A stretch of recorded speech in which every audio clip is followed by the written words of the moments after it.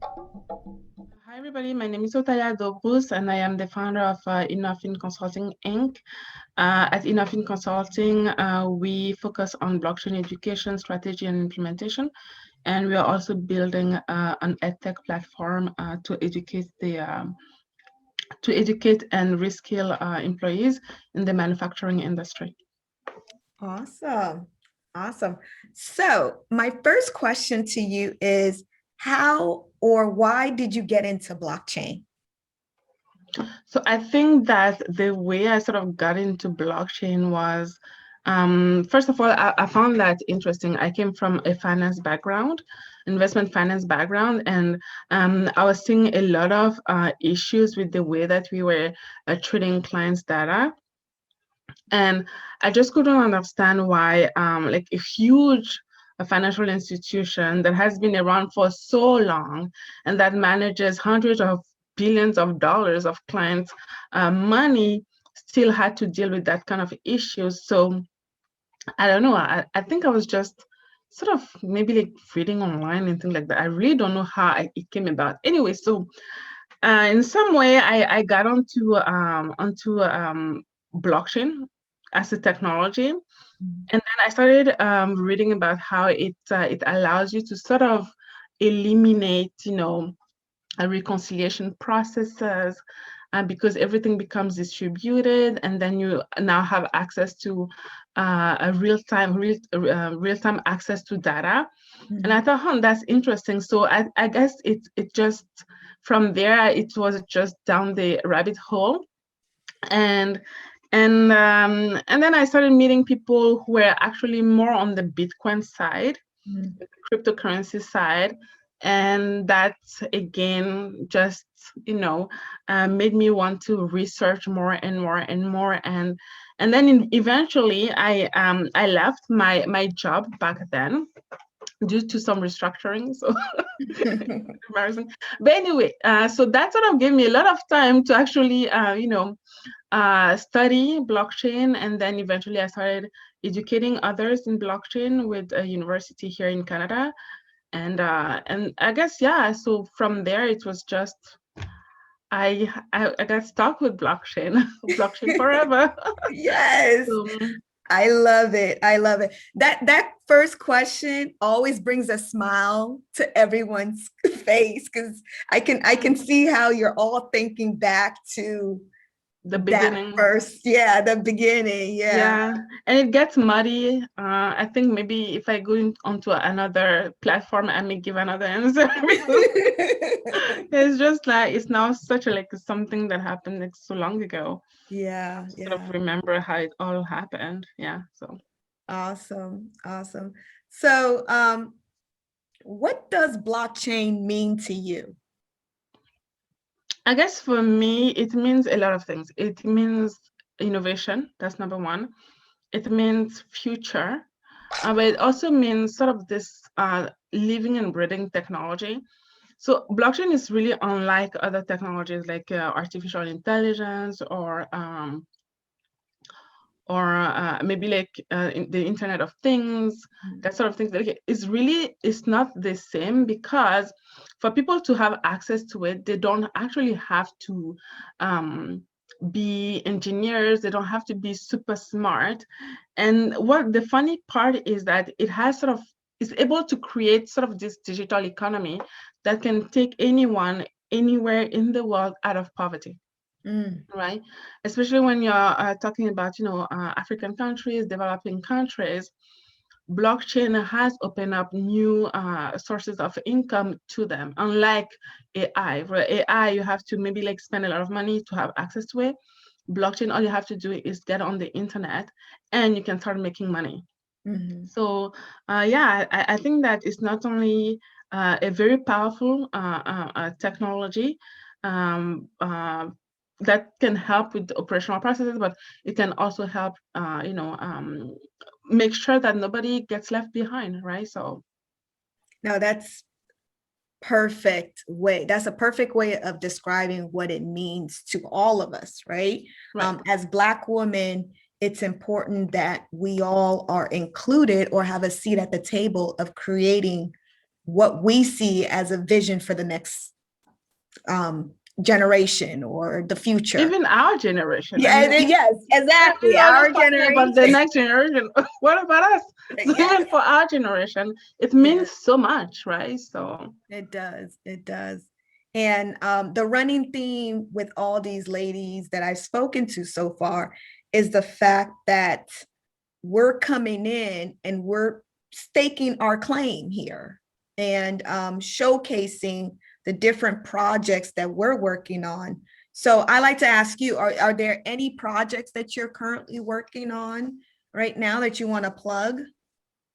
yes, so I'm so as I mentioned earlier when I was introducing myself, I'm building an educational tech platform that is aimed at reskilling employees in the manufacturing industry. Mhm. And so I don't know if you've heard of Industry 4.0, Mm, how a lot of the jobs that we have today are going to disappear in the next yes, 5 years. yes. So how do we ensure? So that is already a trend of soon people will be left behind if Mhm, something is not done, right? mhm. And so how do you ensure that those people have the same access to education that those who are more well off economically have access to, or those who have had a better chance in life also have access to, right? So that is a platform that we are building right now and building a team behind it, raising funds, and yeah. Awesome, awesome.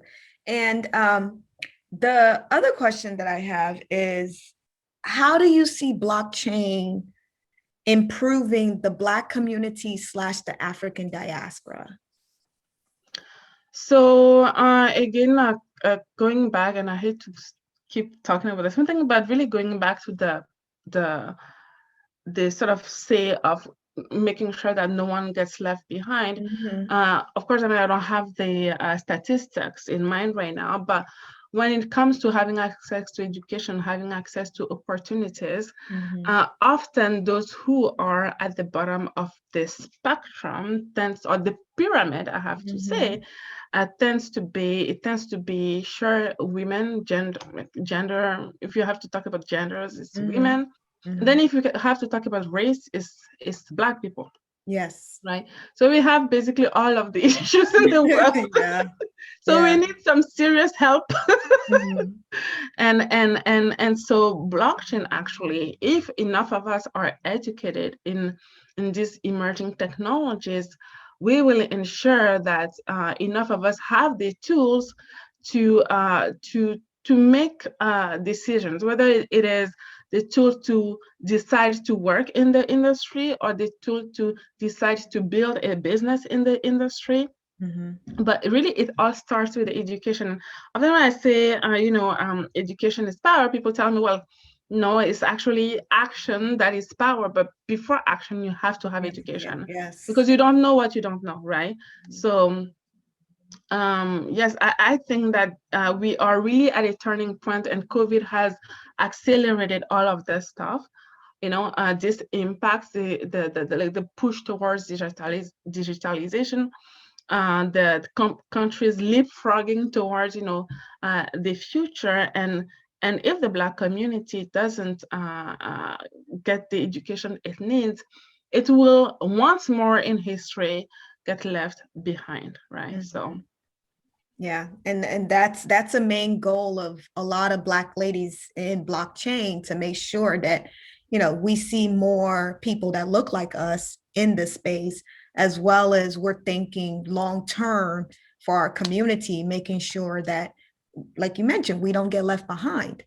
mhm. I like to deviate a little, and I'm Nigerian. And so for Africa, I've noticed that blockchain, or at least the usage of blockchain, is different than the usage concept here in the United States. Um, do you see the difference for you? Have you noticed that between Africa and Canada? I also know that Asia, they've latched on earlier adoption than we have, and they've built out all kinds of use cases for it. So what do you see?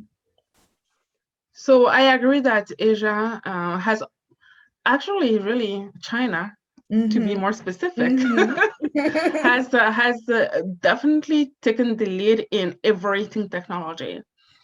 We are thinking, oh, in the future, robots will be doing the hard work. China is already doing it today, right? We are thinking, oh, in the future, we are going to have this sort of digital currency that is going to be powered by blockchain. China is already testing it today, right? So yes, definitely Asia in general has China, and then the rest of Asia has always been quite advanced technology-wise. Now, when it comes to the North American market, or especially the Canadian market, I think what it is there is for sure a need for anything that has to do with fintech. But I have to admit that sometimes it does feel like anything that has to do with a fintech doesn't have as much of an impact here because the average person is already well off. Right? If you took an average person here and you put that average person in Africa, that person becomes a rich person. So, Yeah. and if you take like a rich person from there and put them here, they become like just an average person. So it's for sure the conversation is different. I feel from my personal experience that in Africa, it's really still about how do we get enough financing for people to build businesses, right? To build the generational wealth that they may not have access to. In Africa, if you want to finance a business, you might end up getting a loan from a bank and end up paying 20% of interest for that loan. When here, you not only are getting, just like maybe like 5%, COVID time 0%, right? Interest. Yes.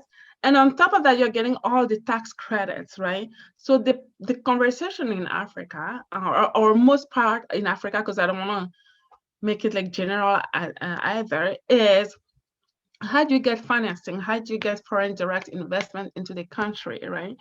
And fintech, blockchain technology can definitely help do that. Now, does that mean that fintech is the only way, the only thing that needs resolving in most part of Africa? I'll say no.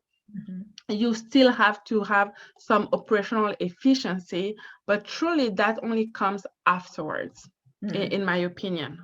Yeah. As far as the African market is concerned. So fintech is number one there, while here it's more of the operational efficiency that is. That's good. That's so true.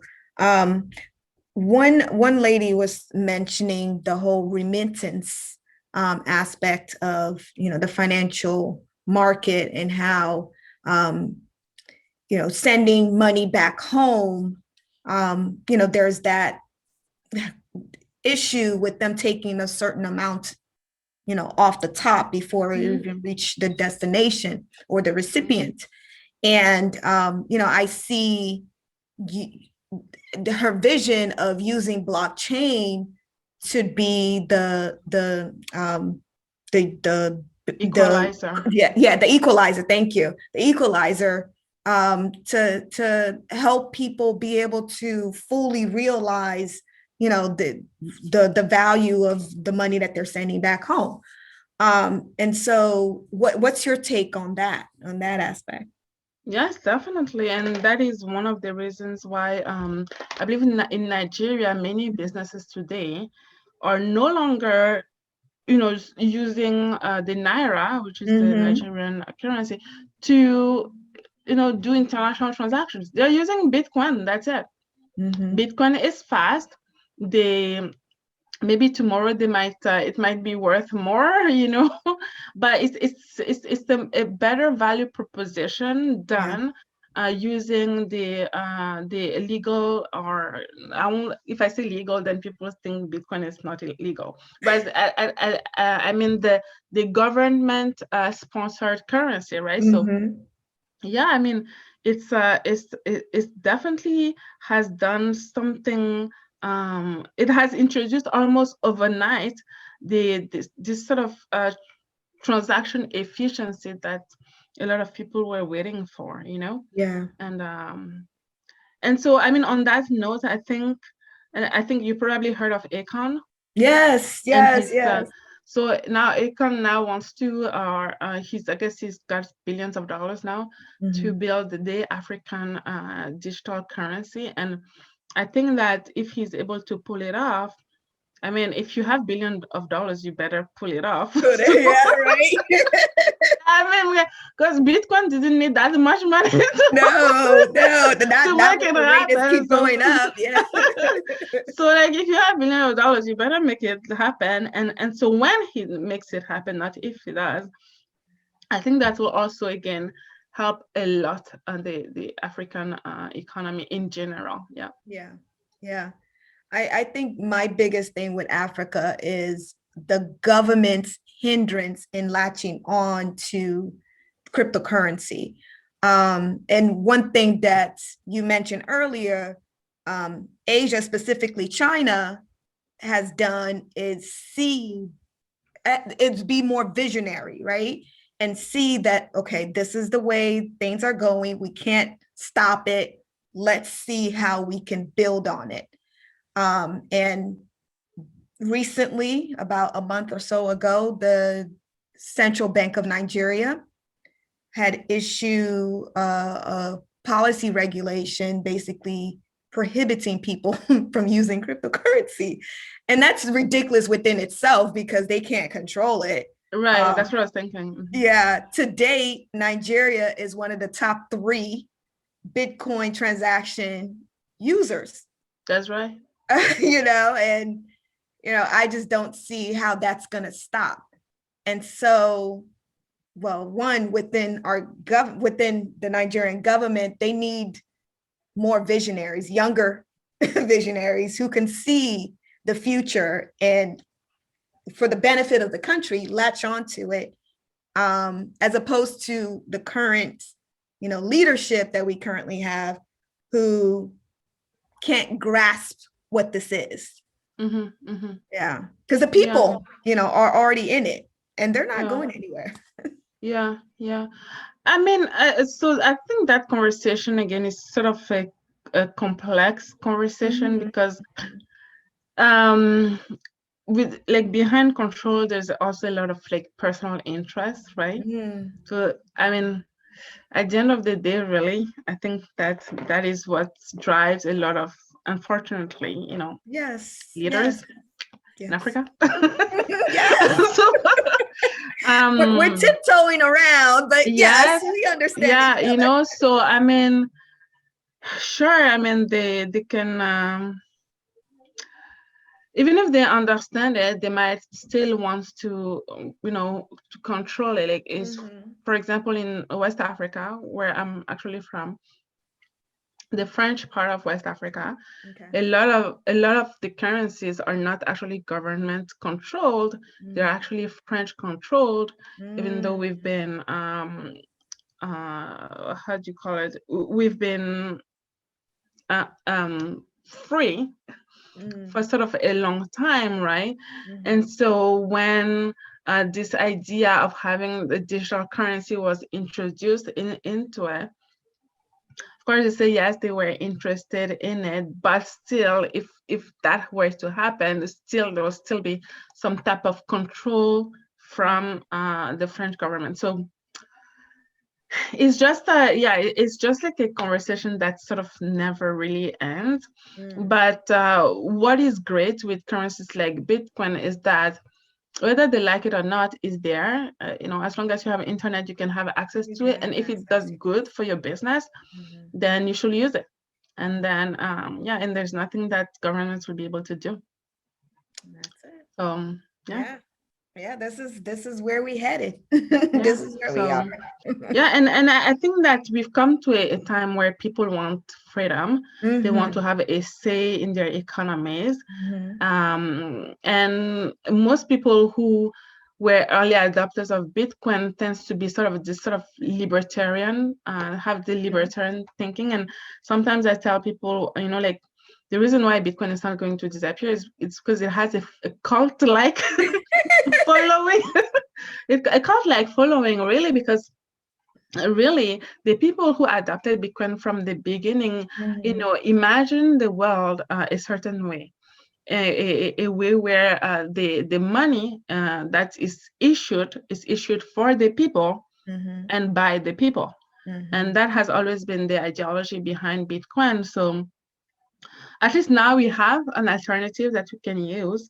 Yes. And now people just need to be educated so they know that the alternative exists and they know how they can actually use it. Because again, you don't know what you don't know. So Exactly. All right. Thank you for that. Um, so give us your social media platform so that people can follow you. And also feel free to plug your project. so it's a good thing you ask me because it's not like actually that I know it Okay. Well, that's okay. What I myself. can do is go ahead. No, You no, can no, no. say So what you yes, know, so and then I'll put yeah, the rest. Yeah. yes, I'll just state it. So for Twitter, so I have a long um um uh handler, Mhm. which is Talia, Talia. Again, Talia, Talia, 81 88 28 71. 81 88 28 71. So that's the Twitter part.